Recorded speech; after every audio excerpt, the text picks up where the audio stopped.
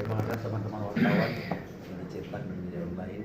Pada kesempatan ini kami hadir bersama saya Kepala Dinas Koperasi UKM.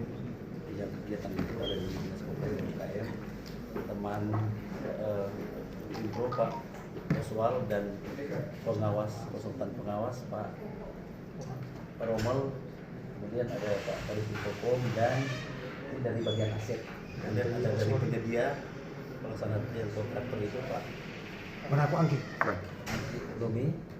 Baiklah, sebagaimana kemarin yang kami pertanyakan tentang bagaimana pelaksanaan pembangunan rumah produksi bersama yang kita singkat RPB. Jadi kegiatan ini memang langsung dari Kementerian Perencanaan dan Kementerian.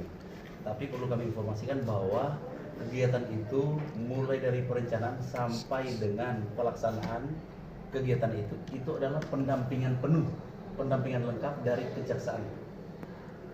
Jadi kegiatan ini adalah pendampingan penuh dari kejaksaan. Dan seluruh kegiatan-kegiatan dilaksanakan mulai dari awal perencanaan sampai terakhir itu ada semua sesuai dengan aturan yang berlaku. Sekali lagi saya tekankan, semua berlangsung dengan sesuai aturan yang berlaku. Nah, untuk kemarin yang dipertanyakan tentang bagaimana besi, ya, pembesian itu. Jadi pembesian itu baru. Nah, ada penyedia ini. Ada video, ada foto dari seru lengkap itu, ada administrasinya. Jadi itu baru. Nah, ada itu pembelian yang besi bekas, tidak ada. Kemudian yang kemarin dipertanyakan tentang lantainisasi, itu memang dirap dari kementerian memang seperti itu. Rap seperti itu. Jadi tidak ada yang itu memang pelaksanaannya seperti itu karena ini untuk produksi kokopit, chip dan koko fiber. Jadi beda dengan bangunan-bangunan yang di plester di floor. Memang seperti itu. Kalau dia terbuka seperti itu, ya itulah kegiatan. Nah, untuk teknisnya ini bagaimana pelantainisasi, bagaimana pembesian. Jadi saya minta juga ini ada Pimpro Pak Oswal untuk menjelaskan lebih teknis. Nanti dari konsultan pengawas Pak Rommel dan dari penyedia dari Pak Franky yang ini semua ada foto video. Tidak ada yang kita langkai karena ini langsung pengawasan dari kejaksaan dan pengawasan dari inspektorat Kementerian Koperasi UKM. Dan ini tiap minggu. Setiap pelaksanaan perkembangan SDA itu harus ada video. Karena ini pendampingan lengkap dari kejaksaan. Kemudian bagaimana besi itu berhubungan dengan besi yang lain mungkin kami undang dari kami ke ASEAN. Jadi mungkin itu Pak Kadis.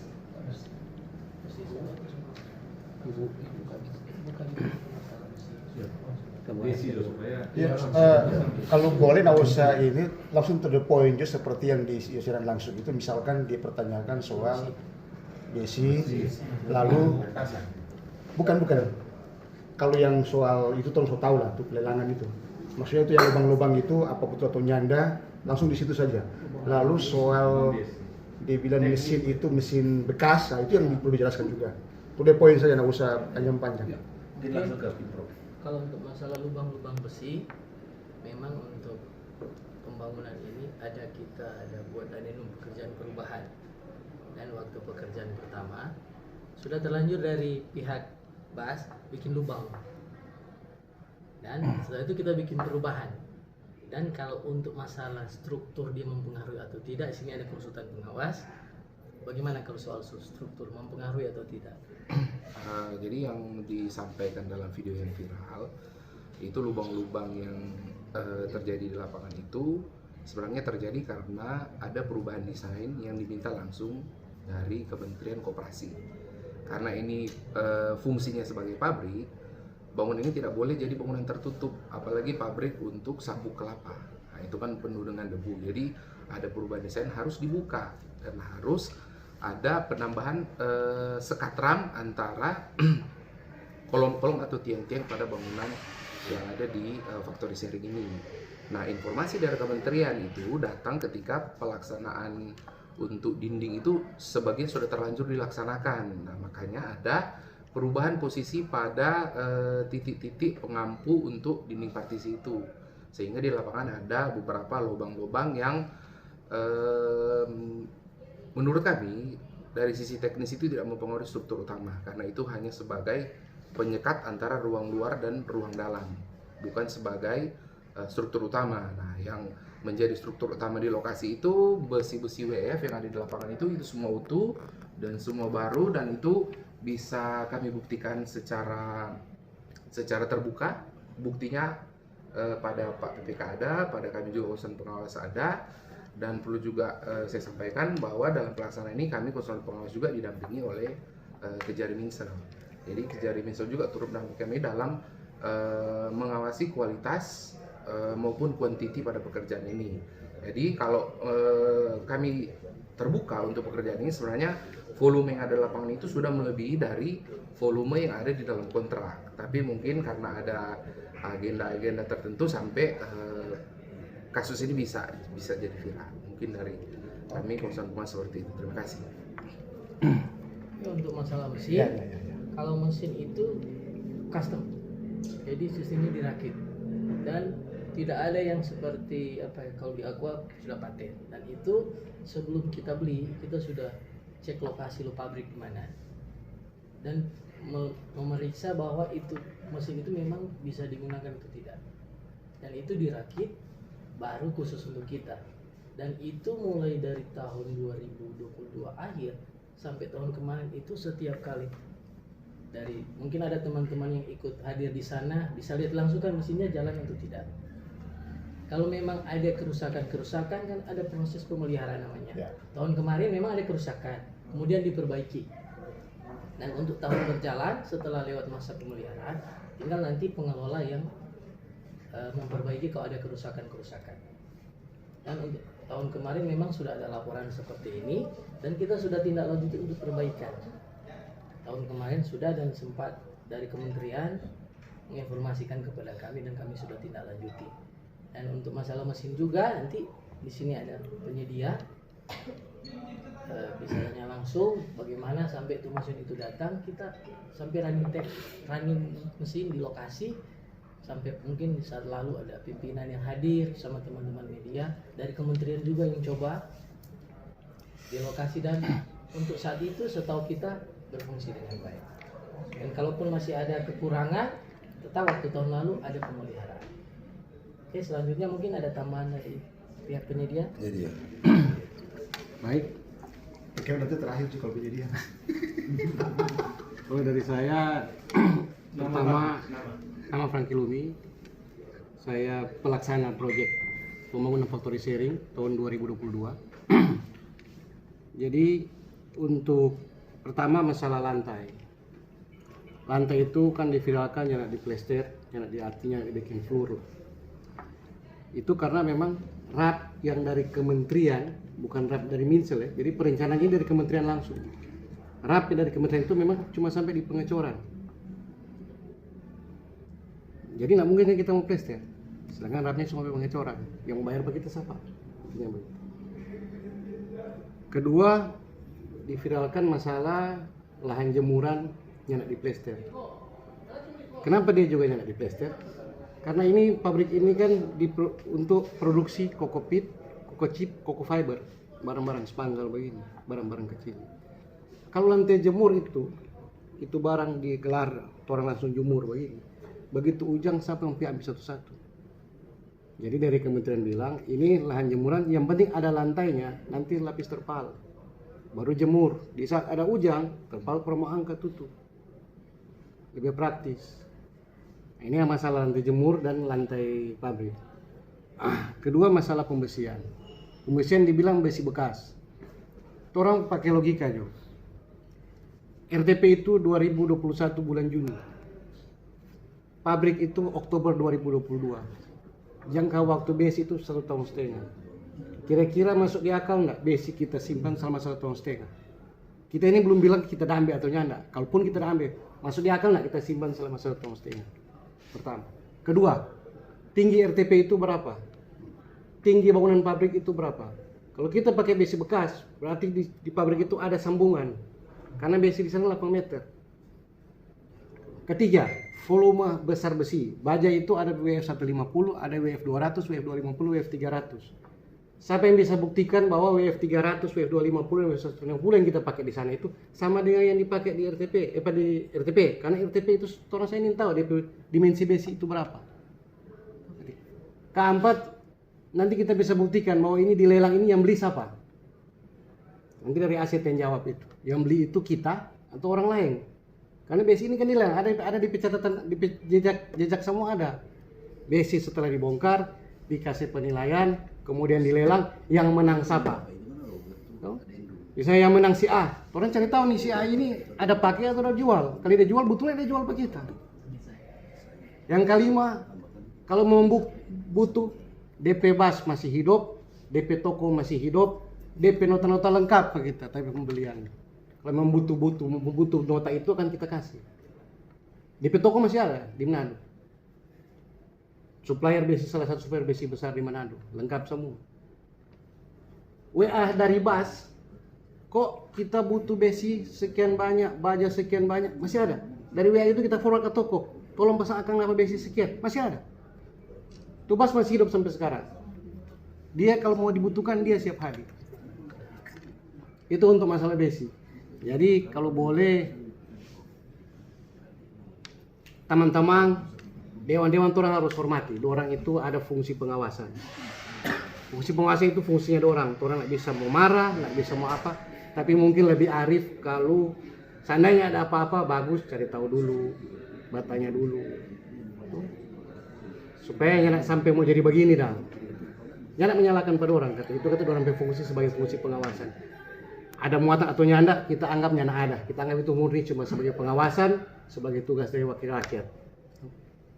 Kemudian untuk masalah mesin itu diadakan orangnya itu yang kasih masuk itu full rekomendasi dari kementerian. Ada rekomendasi kementerian, ada hakinya. Jadi pada saat mesin itu mau dikasih masuk, dari tim kejaksaan minta mana dia haki, mana dia hak paten, mana dia izin.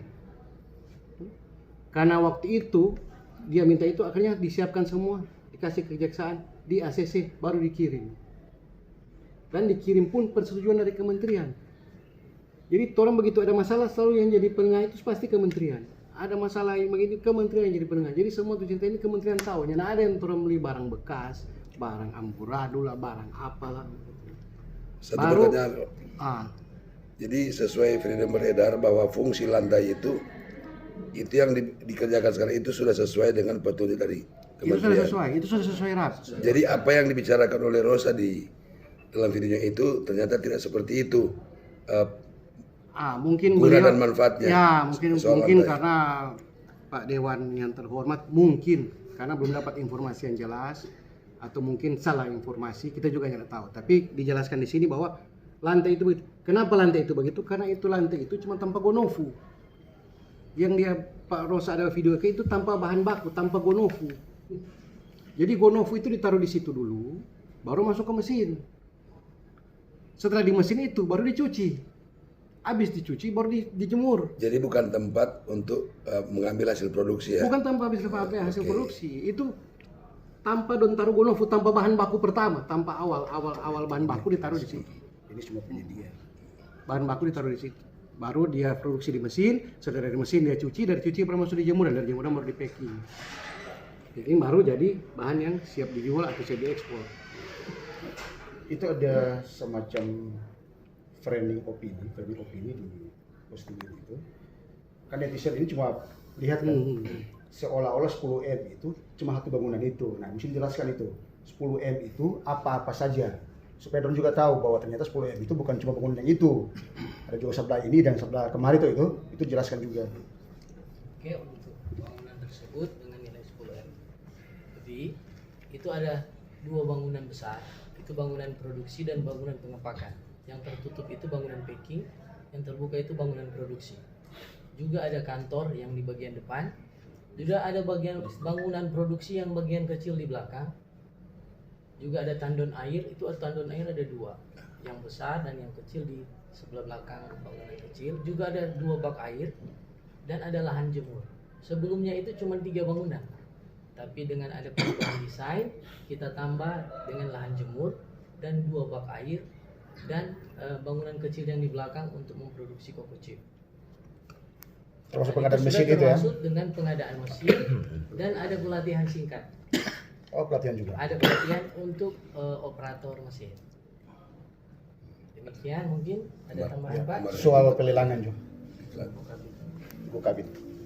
Ya, terima kasih atas kesempatan yang terkait dengan adanya bongkaran ekstrim bersinar. Jadi bongkaran itu berdasarkan berita acara pembongkaran melalui sekretaris daerah selaku pengelola barang di daerah mengajukan permohonan penilaian ke Kementerian Keuangan Republik Indonesia Dirjen Jenderal Kekayaan Negara, dalam hari ini KPKNL yang ada di Manado. Kemudian berdasarkan surat permohonan Sekda dibentuk tim penilai oleh tim KPKNL yang turun pada tanggal 28 Agustus 2021 melaksanakan penilaian atas hasil bongkaran material ekstrim bersinar. Dan laporan penilaian, setelah melakukan penilaian dari pihak KPKNL, kami tidak terlibat soal penetapan harganya karena itu diolah di kantor KPKNL. Nanti setelah itu mereka mengirimkan laporan hasil penilaian yang sudah dalam bentuk buku.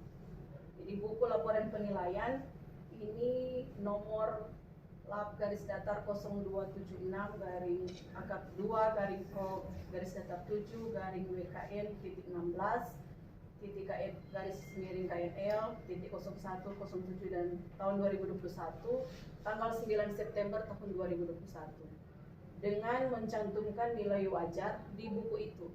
Jadi kami tidak terlibat saat penetapan nilai wajar dari hasil bongkaran.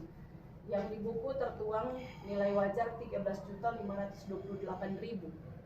Ini data yang dikirimkan oleh pihak KPKNL setelah melaksanakan penilaian atas hasil bongkaran dari ekstrim bersinar. Dan itu terjual kepada sesuai dengan